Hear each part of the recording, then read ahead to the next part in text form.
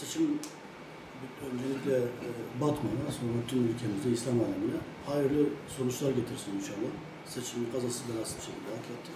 Bundan sonraki süreç seçimi geride bırakıp artık iş hayatımıza ve normal sosyal hayatımıza devam etmek tabii.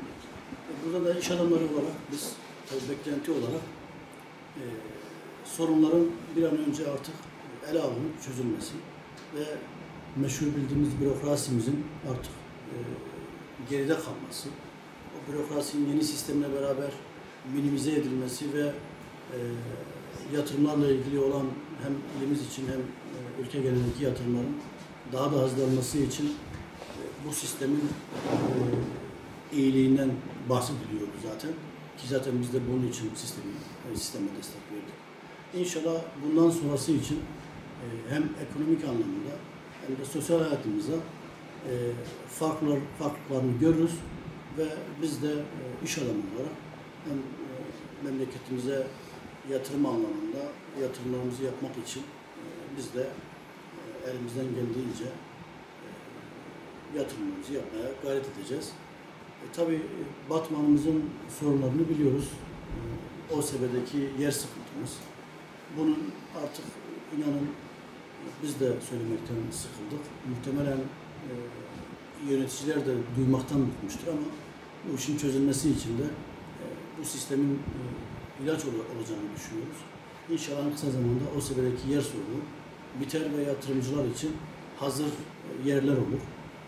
Öte taraftan İluhdere'miz, onun da yine aynı şekilde sorunu var. İluhdere'sinin yıllardır eskiden Kantar Köprüsü vardı, 40-50 yıllık mazisi vardı.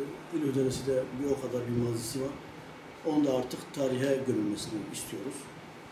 Dolayısıyla yine Kuzey Çevre Yolu, yine demir yollarının şehrin dışına veyahut en azından yatırımcı için bir rayın organize sanayi bölgesinin içine kadar gidip oradaki en azından nakliye giderlerinin yatırımcının sırtından biraz olsun düşmesi.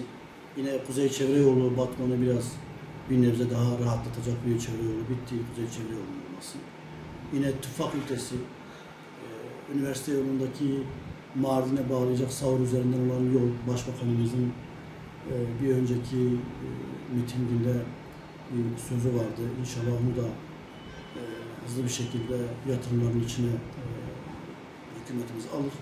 Hızlı bir şekilde en azından üniversitenin de şehirle kaynaşmasını sağlayacak bir yolun olması. Bunlar tabii önemli.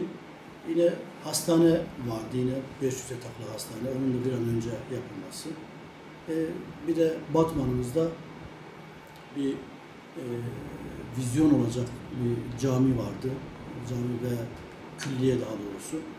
Onun çalışmalarının başladığını duyduk. Onun da hızlı bir şekilde, seri bir şekilde inşallah yapımın devam edilmesi ve etmesi. Tabii bunlar bizim ilk etapta aklımıza gelen ve Batman'ımız için en azından Batman'ı ileriye götürebilecek sorunların bir tarihçesi diyebiliriz. Şehir için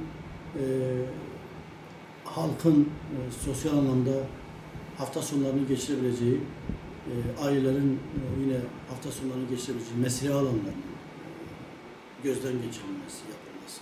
Bunlar tabii insanların en azından sosyal yaşamı için önemli olur.